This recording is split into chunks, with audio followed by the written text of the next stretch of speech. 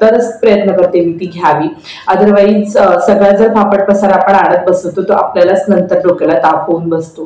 तर असं अजिबात आपण करू नये की म्हणजे हे आवडलं घे ते आवडलं घे, मग नंतर मग आपला सगळा डोक्यावरती बोझा होऊन जातो. तर हा जो प्रसाद आहे ना या ट्रिपमधून आणलेला आहे. तर हे जे पेढे आहेत ना ते लेण्याद्रीच्या इथून घेतलेले आहेत आणि हे बालाजीच्या इथून घेतलेले आहेत लाडू. हे आम्ही खंडोबाचा जो अभिषेक केला होता आणि तळी भरली होती त्याचं आम्हाला प्रसाद दिलेला आहे त्यांनी. हा प्रसाद जो आहे तो बाहेरून आम्हीच घेतला आहे आणि हा सगळ्यांना वाटण्यासाठी आम्ही घेतलेला आहे. तर असा सगळा हा प्रसाद आहे आणलेला. आणि हे पप्पांनी ऑफिससाठी वाटायला घेतले. बरोबर.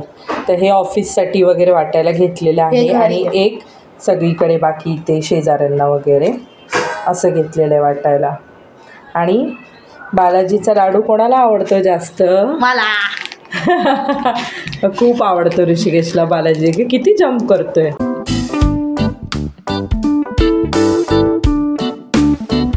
होममेकर विदू ब्लॉग या आपल्या चॅनलमध्ये मी विदूला आपले मनपूर्वक स्वागत करत आहे.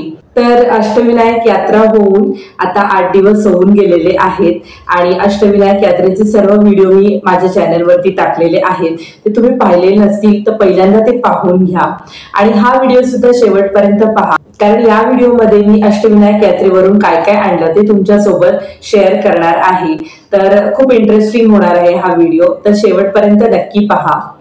जे कोणी माझ्या चॅनलवर नवीन असतील आणि माझे ब्लॉग पहिल्यांदा पाहत असतील तर त्यांनी सगळ्यात आधी माझ्या चॅनलला सबस्क्राईब करा, कारण ते फुकट आहे. आणि मला इंस्टाग्रामवर सुद्धा नक्की फॉलो करा, तिथे मी खूप छान रील्स टाकत असते, तर खरंच तुम्हाला खूप मजा येईल. तर आताच मी माझं इंस्टाग्रामचं हँडल आहे त्याचं नाव चेंज केलेलं आहे. ते आधी विदुला _शेट्टीगार होतं, तर आता ते विदुला _कॉर्पोरेट असं केलेलं आहे, कारण मी कॉर्पोरेटशी रिलेटेड, ऑफिस लाईफशी रिलेटेड खूप छान छान असे इंटरेस्टिंग कॉमेडी व्हिडिओ तिथे टाकत असते. तर नक्कीच तुम्हाला मजा येईल. आता वाजले आहे दुपारचे 2:30. तर रेवाला मी थोड्या वेळापूर्वी झोपवलेलं आहे. त्यानंतर 3 वाजता मी कम्युनिकेशनचे लेक्चर घेते. तर चला तर जास्त वेळ न घालवता मी सुरुवात करत आहे. तर सगळ्यात आधी या यात्रेमध्ये आम्ही फक्त 3ऱ्याच दिवशी जास्त खरेदी करू शकलो. तुम्हाला सांगितल्याप्रमाणे पहिले 2 दिवस खरंच खूप पाऊस होता आणि पहिले 2 दिवस खरंच खूप हेक्टिक होते.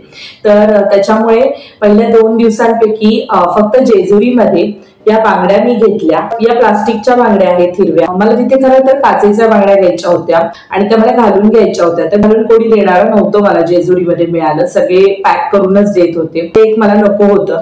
आणि दुसरी गोष्ट, मला थोडीशी बांगड्यांची क्वालिटी आहे ना ती थोडीशी म्हणजे खराब वाटली, किंवा अगदीच म्हणजे अशा पातळ अशा मला बांगड्या वाटल्या काचेच्या, तर त्याच्यामुळे मी त्या घेतल्या नाही. आणि खूप जास्त स्कोप नव्हता, कारण खूप जास्त पाऊस होता, त्यामुळे इकडे तिकडे फिरायला वाव नव्हता. तर त्याच्यामुळे मग मी तिथे फक्त एक मंगळसूत्र घेतलं आणि ह्या बांगड्या घेतल्या. तर ते मंगळसूत्र मी तुम्हाला दाखवते.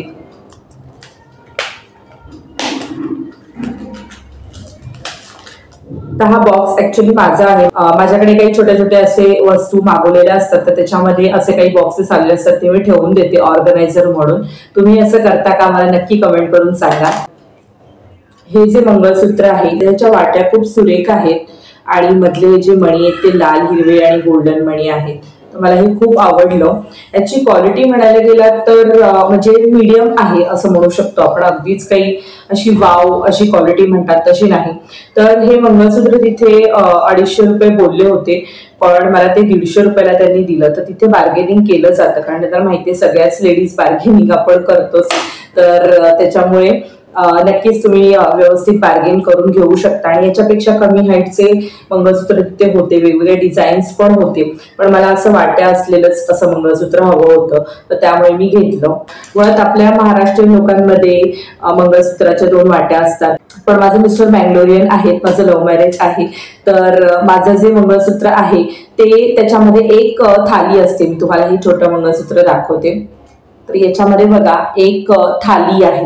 तर तसं थाली असलेलं म्हणजे एक असलेलं तर माझ्याकडे आहे, म्हणजे माझं लग्नातलं मंगळसूत्र. पण 2 वाट्या असलेलं मंगळसूत्र माझ्याकडे नव्हतं, म्हणून ते मी घेतलं. त्यानंतर मला सगळ्यात आवडलेली वस्तू म्हणजे ह्या मल्टी कलर्सचे 2 बांगड्यांचे कडे. तर याच्यामध्ये मी खूप म्हणजे ठिकाणी बघितलं, म्हणजे जेजुरीमध्ये पण बघितलं आणि इतर ठिकाणी पण बघितलं. मला फिनिशिंग इतकी चांगली वाटत नव्हती, पण त्यानंतर सगळ्यात शेवटी म्हणजे जेव्हा मी लेण्याद्रीला आले तर तेव्हा मला याची फिनिशिंग चांगली असलेली आणि प्रॉपर साईज असलेली, म्हणजे माझ्या हाताचा साईज आहे तो 2.8 आहे, म्हणजे 2.6 पण मला येऊन जातं, पण ते खूप टाईट वाटतं मला. तर त्याच्यामुळे आणि आपल्या उजव्या हातामध्ये आपल्याला इझिली पटकन जाणारी येणारी बांगडी हवी, त्यामुळे मी 2.8 प्रेफर करते.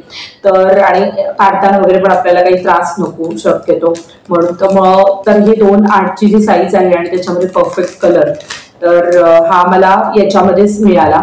या बांगड्यांची किंमत पण 120 रुपये आहे.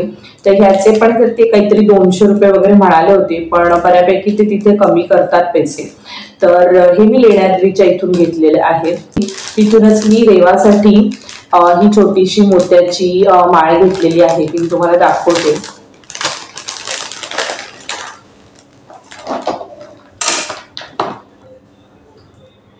तर अशी ही मोत्याची माळ आहे आणि हिचं जे पदक आहे ते खूप सुंदर आहे.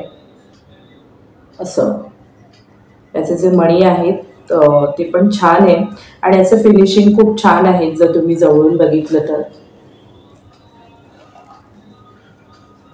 असं फिनिशिंग खूप छान आहे आणि याची कडी वगैरे पण प्रॉपर आहे. तर हे जवळजवळ ते 150 रुपयेच बोलले होते, पण मी हे 120ला घेतलं. 100ला त्यांनी करून दिलं नाही, नाहीतर मी 100ला सुद्धा घेतलं असतं. तर थोडंसं बार्गेनिंग तिकडे आपण नक्कीच करू शकतो. त्यानंतर खाऊमध्ये पेढे आणि बालाजी मंदिराची इथून प्रसाद वगैरे तर आम्ही घेतलाच होता लाडूचा. जो लाडूचा प्रसाद असतो तो आपल्याला विकतच घ्यावा लागतो. आणि त्यानंतर ज्या उरलेल्या वस्तू आहेत त्या मी तुम्हाला आता दाखवते, कारण ऑलरेडी 8 दिवस होऊन गेलेले. तर हे आवळा आहे आणि त्यानंतर हे अंजीर आहे, ड्राय अंजीर, आणि हे सगळ्यात आवडती वस्तू मुलांच्याकडे आमची चिंच गोळ्या. तर ह्या असं मोठ्या पॅकेटवरून आम्ही घेतल्या होत्या, त्या आहेत आणि मुलांना खूप आवडते. येताच आता त्यांना आवडतं, म्हणजे चटपटीत मस्त वाटतं चिंचाच्या गोळ्या, तर त्याच्यामुळे ते जास्त घेतलेले आहेत. प्रसाद असा म्हणजे दुसरा काही तिथून आपल्याला तर मिळतच नाही, आपला जो काही प्रसाद आहे. आणि सगळ्यात महत्वाची गोष्ट म्हणजे ह्या यात्रेतली मला तुम्हाला सांगावीशी वाटते की जी काय तुम्ही म्हणजे अशी 3 दिवसाची वगैरे यात्रा असते, तर जी काय तुम्ही खरेदी करणार आहे प्रसाद किंवा काही, ती शक्यतो तिसऱ्याच दिवशी करा. घेऊन आधीच पहिल्या दिवशी घेऊन ठेवलं तर ते खराब होऊ शकतं, कारण आपल्या इथलं वातावरण पण दमट आहे. तर त्याच्यामुळे ते म्हणजे जिथे दमट हवामान आहे तिथे तर मला तर वाटत नाही की आपण आधीच प्रसाद घेऊन ठेवलेला बरोबर आहे. आणि सगळ्यात माझी आवडती वस्तू जी आहे ती चंद्रकोर. तर ह्या चंद्रकोर टिकल्या मी तिथून घेतलेल्या आहेत. मुलांसाठी खेळणीमध्ये 1-2 खेळणी तुटली पण लगेच, म्हणजे तुमच्याकडे पण असंच होतं का की म्हणजे खेळणी घेतली की लगेच 2-3 दिवसात त्याचा निकाल लागतो आणि मग झालं म्हणजे असं? आणि अशा ठिकाणी मला नाही वाटत की खेळण्यांची क्वालिटी वगैरे पण खूप चांगली वगैरे अशी असते. तर त्यामध्ये हे 3 खेळणेच उरलेले आहेत, की सरगम सिटी वगैरे आणि हे एक खेळणं. तर तेच मी तुम्हाला दाखवू शकते आता, कारण बाकीचं सगळं खराब झालेलं आहे, तुटलेलं आहे. हा जो एक सेट आहे तो मी तिथून घेतलेला आहे. तर हा जो आहे तो चिनी मातीचा आहे आणि याच्यामध्ये आपण मीठ किंवा असं लोणचं वगैरे असं ठेवू शकतो. आणि डायनिंग टेबल वगैरे असेल किंवा ब्राऊन वगैरे असं कॉम्बिनेशन असेल घराच्या कलरचा वगैरे, तर हा खूप छान दिसेल डायनिंग टेबलवरती. आमच्याकडे तर आम्ही डायनिंग टेबल घेतलेलं नाहीये, तर त्यामुळे मी तिथे हा ठेवू शकत नाही. पण बघेन मी दुसरीकडे कुठे याला छान मला सजवता येऊ शकतं, तर तिथे मी हा नक्की ठेवेन. याची किंमत ते जवळजवळ 650 रुपये बोलत होते, तर मी हा 500 रुपयांना घेतलेला आहे. मला माहित नाही आता की हा खरंच मला स्वस्त पडला, महाग पडला की ओके ओके पडला. तर कारण नेहमीच आपण अशा वस्तूंची काही खरेदी करत नाही, तर हे मी पहिल्यांदाच घेतलेलं आहे. तर मला तुमच्यापैकी कोणी कमेंट करून सांगा की हा 500 रुपयाला योग्य आहे का? तर हा जो आहे तो चिनी मातीचाच आहे सेट जो आहे तो, आणि असं याच्यामध्ये चमचा आहे आणि साईज याची इतकीच आहे, म्हणजे इतका काही मोठा नाही आहे खूप जास्त आणि खूप लहान नाही, आणि हे 2च आहेत. तर ही झालेली आहे माझी खरेदी तुम्हाला दाखवून. आणि आता अनुभवाबद्दल सांगायचं म्हटलं तर अनुभव खरंच खूप चांगला होता. पण ऑफकोर्स म्हणजे जर लहान मुलं असतील तर चालायची तयारी खूप ठेवा, म्हणजे त्यांना घेऊन चालायची तयारी खूप ठेवा. तर कारण काय इतकं म्हणजे जास्त चालणं असेल तर इतकं मुलं चालू शकत नाहीत लहान मुलं. आणि विशेष करून जर त्यांचं जेवणाच्या वेळा वगैरे तर थोड्याशा त्या इकडे तिकडे म्हणजे होतातच. अशा आपण सहलीला वगैरे गेल्यानंतर त्याची खूप आपल्याला म्हणजे काळजी घ्यावी लागेल. आणि झोप मुळात म्हणजे कसं माहितीये का, हे 3 दिवस जे होते तर त्याच्यामध्ये झोप जी आहे ना ती आमची खूपच कमी झाली असं म्हणू शकतो आपण. कारण ज्यांना दुपारी म्हणजे झोप आरामात बिंदास बसमध्ये येते त्यांचा काहीच प्रॉब्लेम नाही, तर आम्हाला तशी ती मिळालेली नाही अजिबात. पण प्रवासात ज्यांना झोप पटकन लागते आणि खूप छान झोप होऊ शकते त्यांचा काहीच प्रॉब्लेम नाही. पण ज्यांची लहान मुलं आहेत त्यांना परत प्रवासात सुद्धा इतकी छान अशी झोप येत नाही. तर तो एक ड्रॉबॅक आहे. आणि पहाटे लवकर उठायला लागतं, कारण लवकर जितकं आपण निघू तितकं जास्त लवकर ठिकाणी पोहोचू शकतो आणि तितकं लवकर आपलं नाश्ता जेवण वगैरे होऊ शकतं.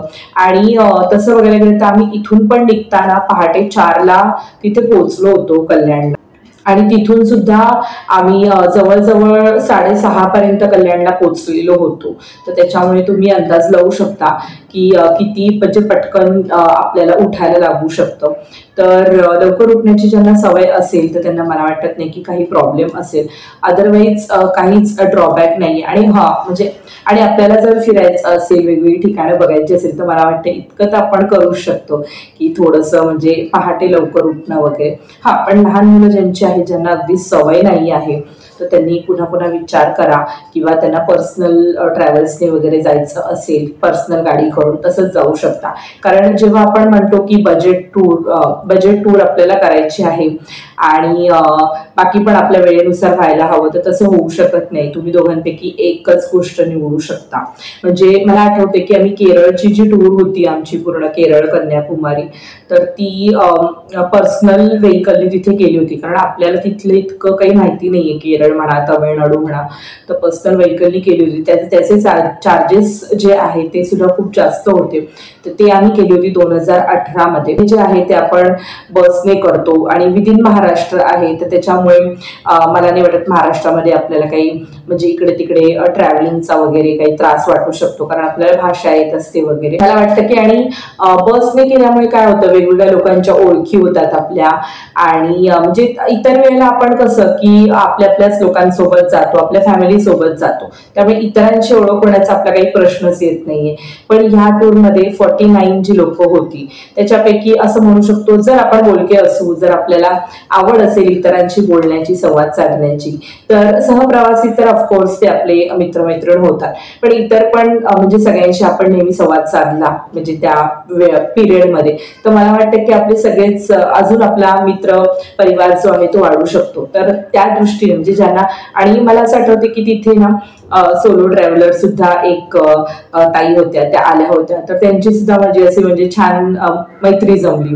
किंवा एक ज्या आजी होत्या त्या अशा छान फायटर होत्या आणि गिरगावातून आल्या होत्या त्या, आणि खूप मस्त असं त्यांचं कम्युनिकेशन होतं, त्यांचं बोलणं वागणं मला खूप आवडलं. आणि त्यांच्याबद्दलचा मी थोडासा एक पार्ट तुमच्यासोबत शेअर पण केलेला आहे अष्टविनायक यात्रेच्या 3ऱ्या दिवसाच्या व्हिडिओमध्ये. तो सुद्धा व्हिडिओ तुम्ही नक्की पहा.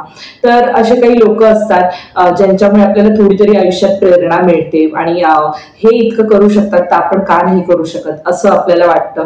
तर अशा सगळ्या गोष्टींसाठी नक्कीच मला असं वाटतं की अशा प्रकारची सहल किंवा यात्रा आपण नक्कीच केली पाहिजे. आपल्या म्हणजे ओळखीच्या लोकांसोबत, मित्रपरिवारासोबत तर ठीक आहे, पण इतर लोकांसोबत सुद्धा आपण केली तर आपल्याला खूप मजा येऊ शकते.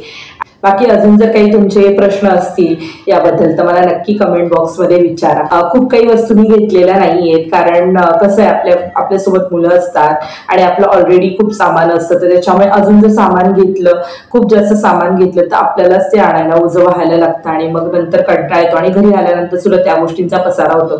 त्यामुळे शक्यतो बघते कुठेही गेल्यानंतर अगदीच जर आपल्याला काही वाटलं की ती गोष्ट मला घ्यायची आहे आणि खरंच आता मला त्या गोष्टीची गरज आहे तरच प्रयत्न प्रयत्न करते मी ती घ्यावी. अदरवाईज सगळा जर फापट पसारा आपण आणत बसतो तो आपल्यालाच नंतर डोक्याला ताप होऊन बसतो. तर असं अजिबात आपण करू नये की म्हणजे हे आवडलं घे ते आवडलं घे, मग नंतर मग आपला सगळा डोक्यावरती बोजा होऊन जातो. तर म्हणजे हा माझा म्हणजे विचार आहे. पण ज्यांना खरं शॉपिंगची खूप आवड आहे आणि नवीन नवीन गोष्टी त्यांना कधी घ्यायला आवडतात, तर त्यांच्याबद्दल काही माझं असं वाईट मत नाहीये. पण खरंच आपण विचार करायला हवा की गरज असेल तरच वस्तू घ्यावी, नाहीतर ती पडून राहते आणि त्याचा आपल्याला काही वापर सुद्धा होत नाही. तर मला वाटतं हे कुठेतरी थांबायला हवं. आणि चला तर मग आजचा हा व्लॉग मी इथेच संपवते. आशा करते हा व्हिडिओ तुम्हाला नक्कीच आवडला असेल. तर ह्या सगळ्या गोष्टींमधली म्हणजे जे मोस्टली आपले जे लेडीज आयटम आहेत तर त्या 3 गोष्टी होत्या ज्या मी घेतल्या आहेत. तर तुम्हाला कशा वाटल्या मला नक्की कमेंट करून सांगा. माझ्या चॅनलला सबस्क्राईब करा, लाईक करा, शेअर करा. पुन्हा भेटू आपण पुढच्या व्हिडिओमध्ये आणि व्हिडिओ पाहिल्याबद्दल मनपूर्वक धन्यवाद.